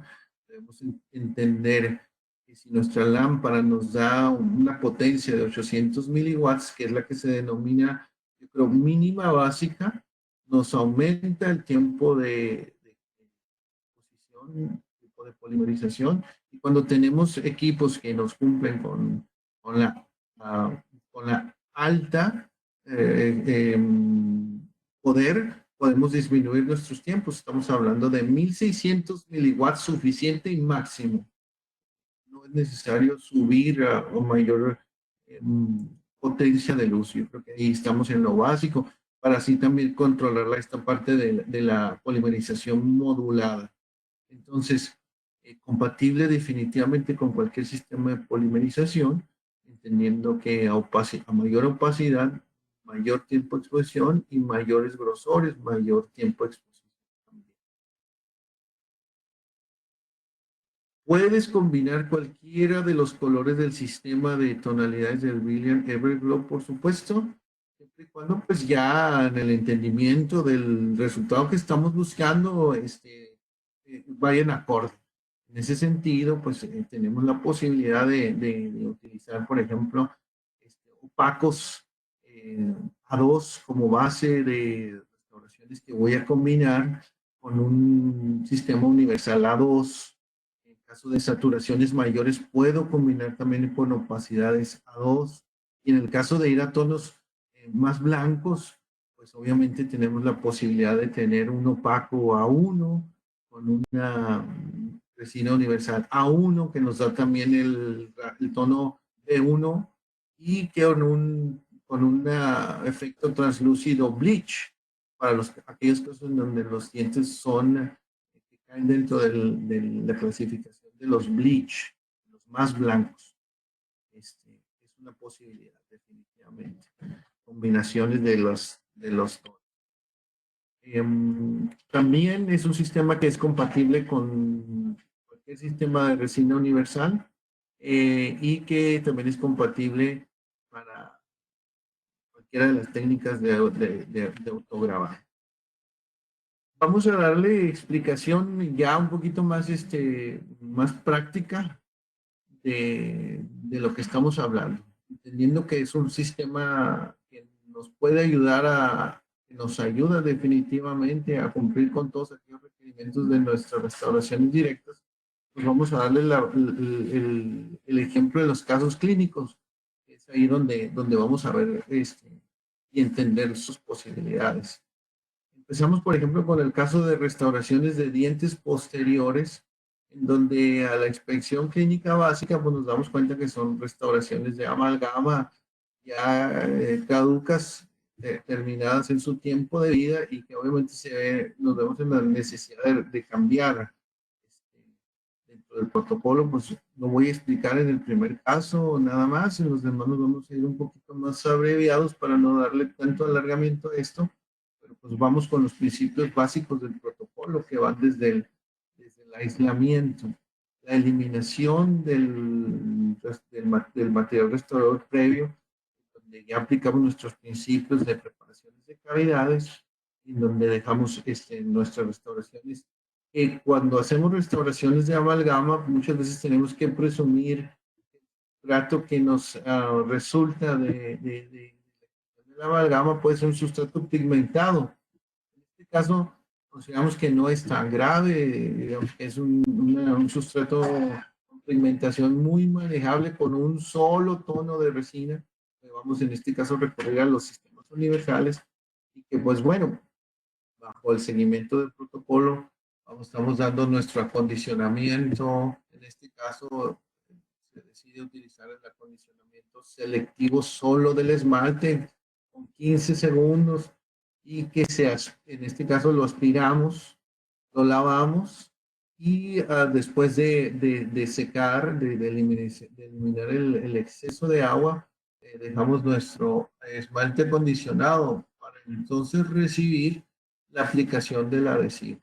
Un adhesivo universal es el adhesivo al que recurrimos en este momento y que se aplica en una capa delgada, no en exceso, de manera activa hacia la dentina, por 20 segundos. Que se adelgaza con aire limpio, seco, con aire seco, y que a llevarlo su grosor mínimo y para evaporar los vehículos del adhesivo. Después del protocolo adhesivo, entonces vamos, como dijimos, a utilizar una sola capa de la resina Brilliant Everglow universal. En este caso estamos recurriendo al tono A1 y que bueno, ya esto dependerá de la técnica que ustedes quieran recurrir de estratificación. En este caso para mí estoy estratificando por lóbulos. Como pueden notar, estamos haciéndolo avanzando. Vamos haciendo los incrementos de la resina por lóbulos para poder guiar también la anatomía. Es la ventaja que tiene de hacerlo así. Una buena instrumentación, obviamente el fotocurado de cada una de las capas, el adecuado fotocurado de cada una de las capas y pues bueno, ir formando la restauración poco a poco. Para que en un solo tono pues tengamos un resultado aceptable, muy aceptable, en donde entendemos que para los dientes posteriores muchas veces no necesitamos de la alta estética que se requiere, por ejemplo, para un diente entero. Y ese criterio personal, de acuerdo también a las necesidades de tu práctica. Muchas veces nos vemos en las limitaciones de contar con una sola jeringa o nuestro presupuesto es menor al de, por ejemplo, tener la libertad de escoger un sistema completo, pues bueno, una sola jeringa te puede ayudar a resolver este tipo de situaciones sin problema. Ustedes pueden ver entonces cómo tenemos un buen resultado de la aplicación de nuestro. Avanzando un poquito en complejidad y entendiendo que habrá casos en donde vamos a vernos en la necesidad de utilizar, de recurrir a una estratificación más compleja, pues podemos utilizar, por ejemplo, la combinación de dos capas, la universal y la trans. En este caso, pues estamos hablando de un diente segundo molar superior que no es tan estricta su necesidad de restauración, pero entenderemos que puede ser una necesidad también particular, donde yo a lo mejor que me gusta hacer restauraciones un poquito más elaboradas y que tengo la habilidad y el tiempo, pues puedo recurrir. Y a la hora de eliminar la resina que ya vimos que estaba en mal estado, nos damos cuenta de que es una restauración realmente superficial, no es muy profunda y que podemos recurrir a simplemente restaurarla en una sola capa, como lo hicimos en el caso anterior, pero en la posibilidad de hacerlo más complejo, pues lo vamos a hacer. Hacemos el acondicionamiento de nuestro esmalte, en este caso también hacemos un grabado selectivo de 15 segundos, aplicamos nuestro adhesivo y de manera activa hacemos nuestro protocolo de fotopolimerización. Esta foto nos ayuda a ejemplificar de los puntos importantes de la fotopolimerización, en donde hacemos una exposición de luz centrada y a distancia cero, o sea, lo más cerca posible al material que estoy fotopolimerizando, y luego empiezo a certificar con una capa de resina universal, también por lóbulos, mi cavidad. Empiezo con la masa para mi cúspide mesiopalatina. Hago otro incremento para la distovestibular. Continúo con un incremento de mi cúspide distovestibular. Otro incremento más para la cúspide mesiovestibular. Y en este momento ya tengo cuando menos confeccionada la capa más profunda con una resina universal. Y en el caso de que yo, en este caso particular, en donde yo decido llevar las cuestiones estéticas al máximo, pues hago aplicaciones de tintas. Ustedes pueden ver como, por ejemplo, aplicamos un poquito de tonos más oscuros, como el brown, algunos tonos ocre para las fisuras, y algunos tonos blancos para resaltar. Pues, esto obviamente no es estrictamente necesario, es a elección de ustedes y de acuerdo a las necesidades que se les presenten.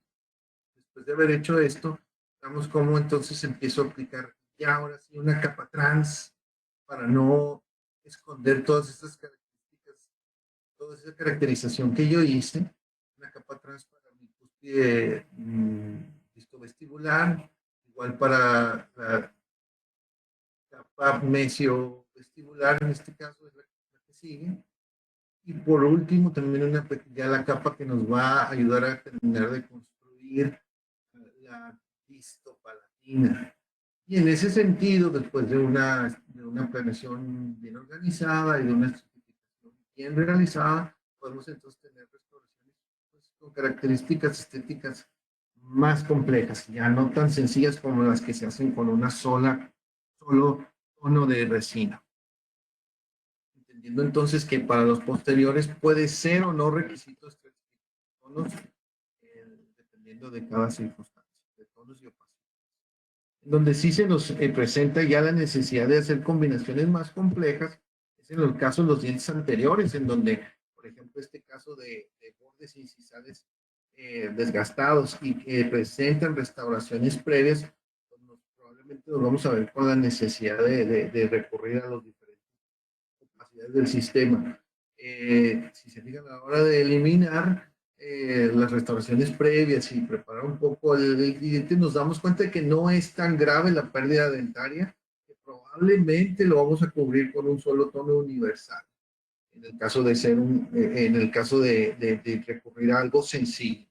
Este fue el caso, después de llevar a cabo nuestro protocolo de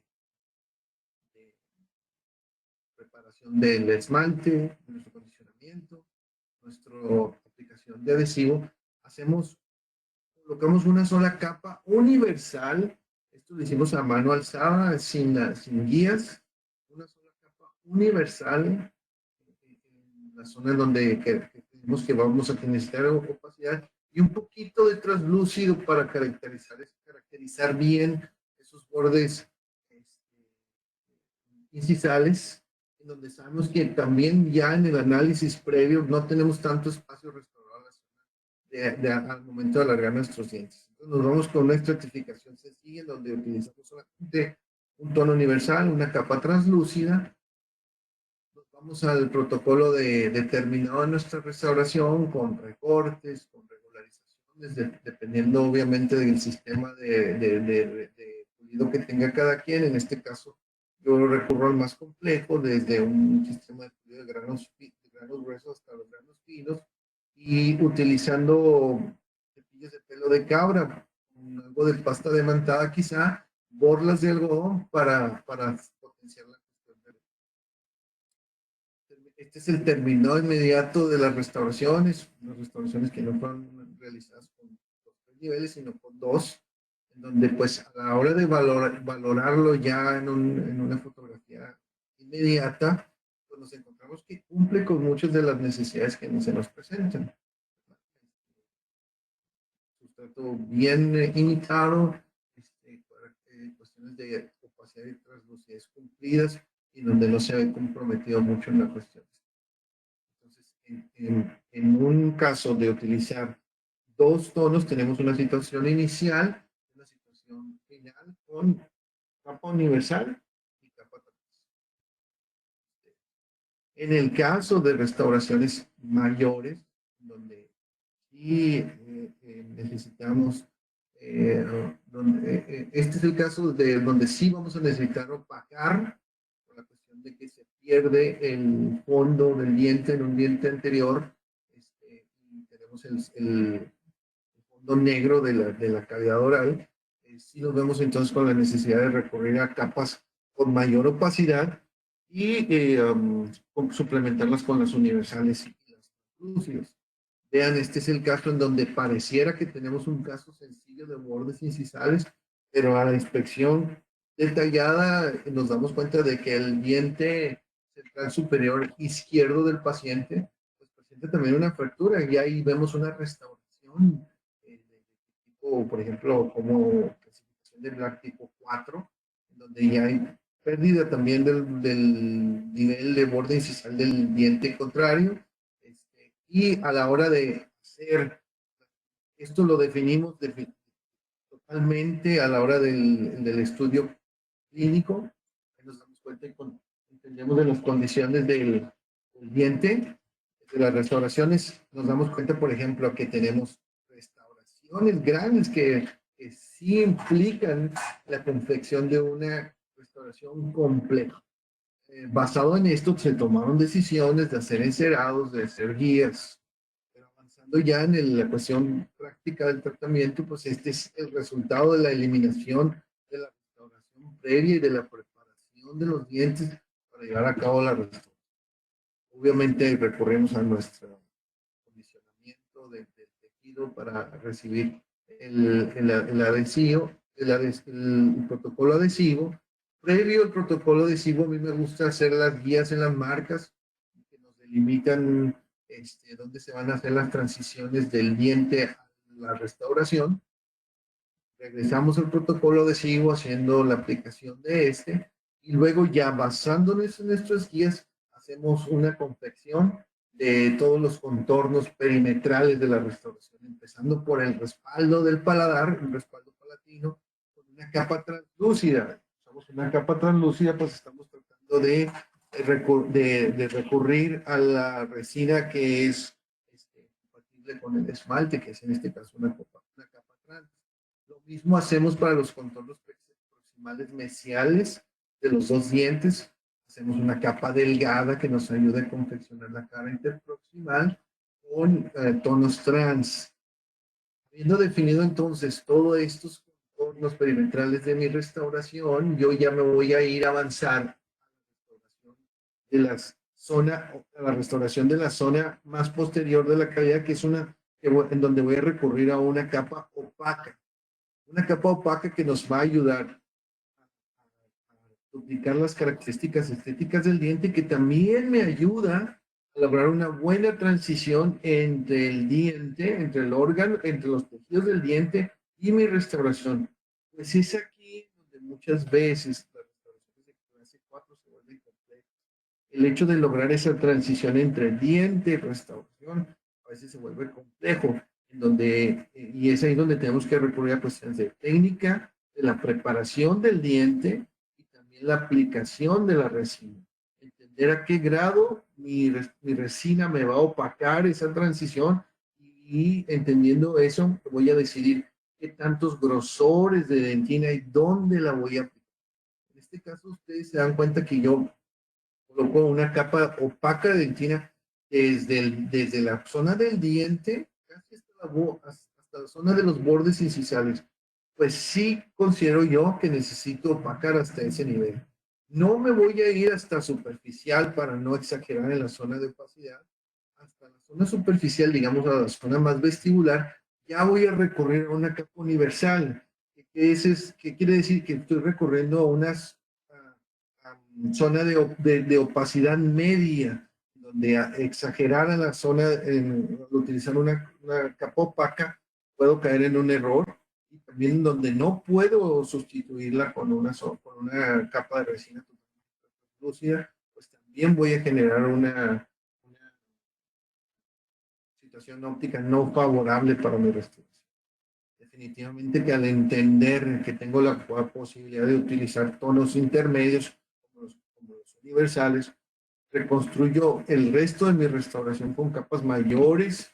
Si se dan cuenta y recuerdan la opaca, estaba yéndose más hacia la parte de respaldo posterior, y la capa universal entonces ya me ayuda a conformar más el cuerpo de mi restauración, en donde me voy a extender en volumen más hacia el tercio medio y un poquito menor hacia el borde incisal, y en donde yo, como voy a reconstruir los dos bordes incisales, decido que voy a hacer una zona de una translucidez bien marcada hacia el borde incisal, por lo que no voy a invadir esa zona totalmente con mis universales ni con mis opacos, sino que voy a permitir que a la hora de poner mi capa trans sea más notable estas características de translucidez del borde.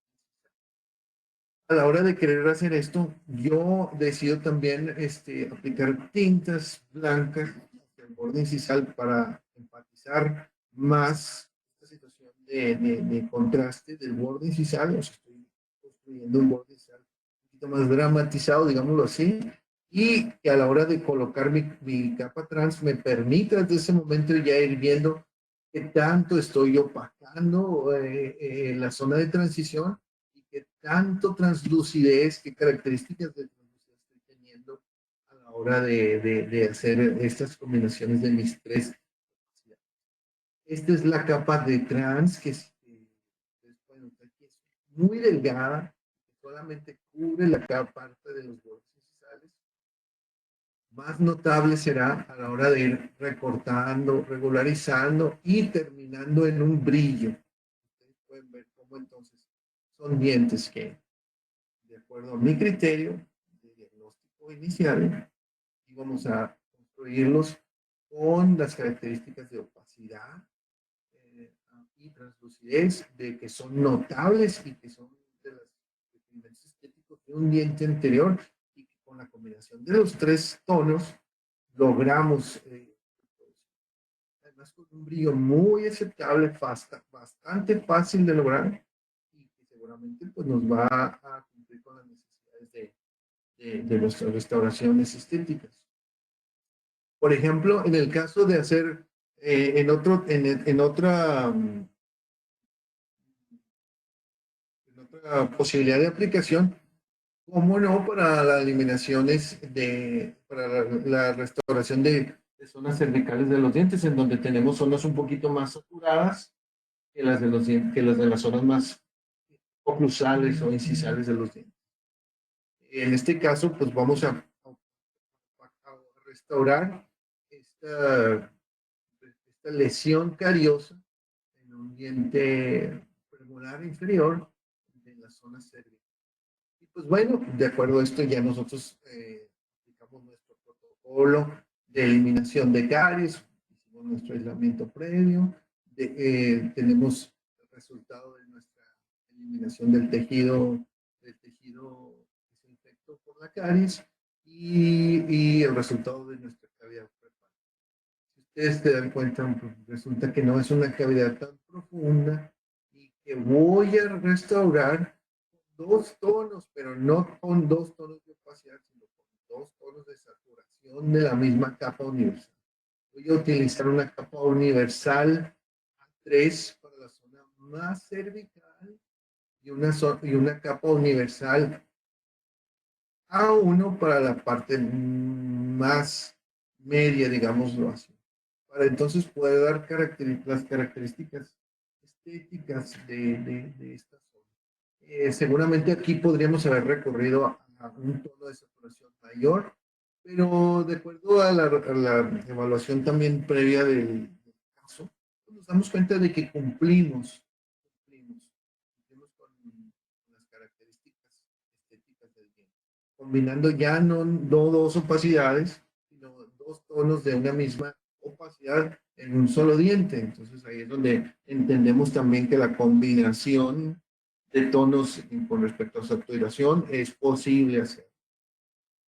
El caso, por ejemplo, de una capa opaca para un posterior, de repente solemos pensar o caemos en la idea de que los opacos solamente se utilizan para los anteriores, pero no es así.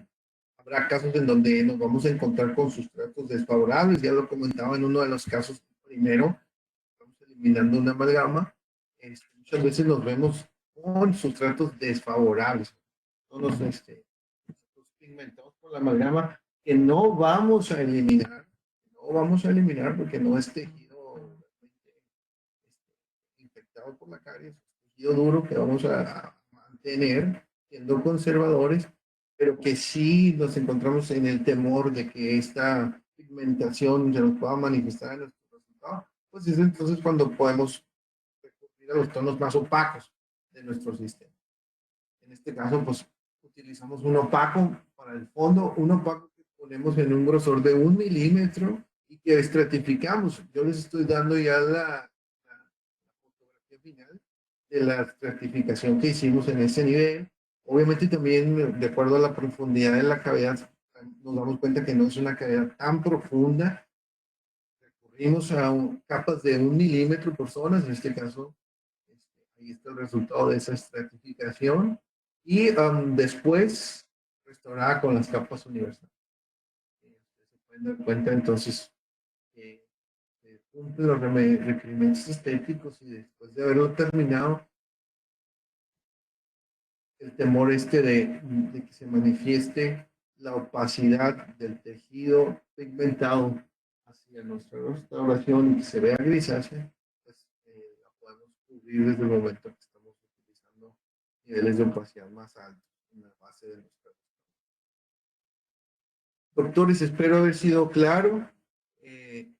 En realidad, el tiempo con el que platicamos todo esto es corto, pero bueno, no significa que no debemos de dar la atención correcta al significado real. El éxito y fracaso no depende nada más del material que nosotros estemos utilizando. Siempre habrá que tener en cuenta nuestras habilidades como operadores y también tener en cuenta las características de nuestro paciente.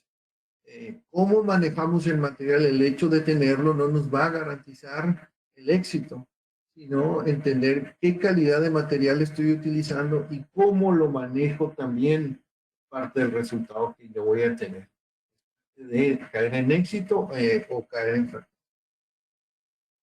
La clave de la odontología restaurada con resina no solamente es tener el mejor material, sino depende de diferentes aspectos, y ya lo vimos en un inicio, va desde diagnosticar hasta definir nuestra estrategia de tratamiento, qué material vamos a utilizar, si decidimos aislar o no, depende mucho de nuestro éxito, la adecuada preparación de nuestras cavidades y nuestros dientes para poder ser restaurados, en los casos de posteriores y en anteriores también, cómo manejamos pisos de cavidades, definir bien nuestros protocolos adhesivos, definir bien la cuestión estética con respecto a color, saturación, emular las características ópticas de nuestro diente con nuestro material restaurador, qué tipo de técnica restauradora voy a usar, mi protocolo de polimerización.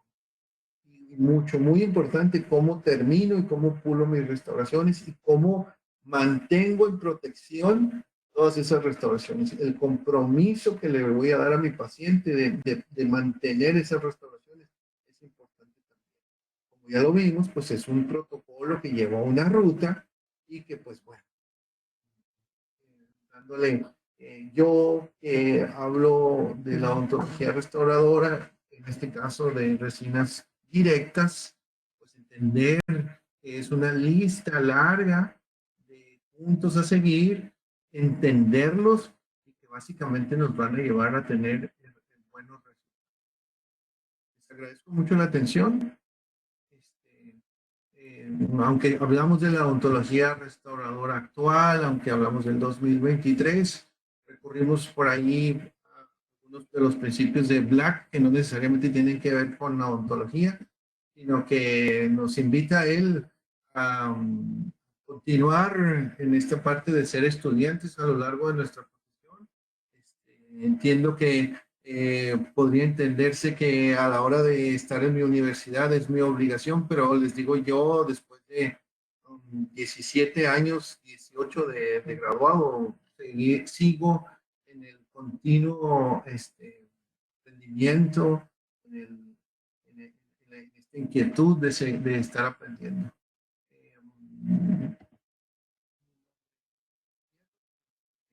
Ustedes me pueden encontrar en Facebook y en Instagram también. Espero haber sido claro y vamos a darle, creo que en este momento, espacio a las preguntas y respuestas que pueden existir de parte de ustedes. Muchísimas gracias, doctores.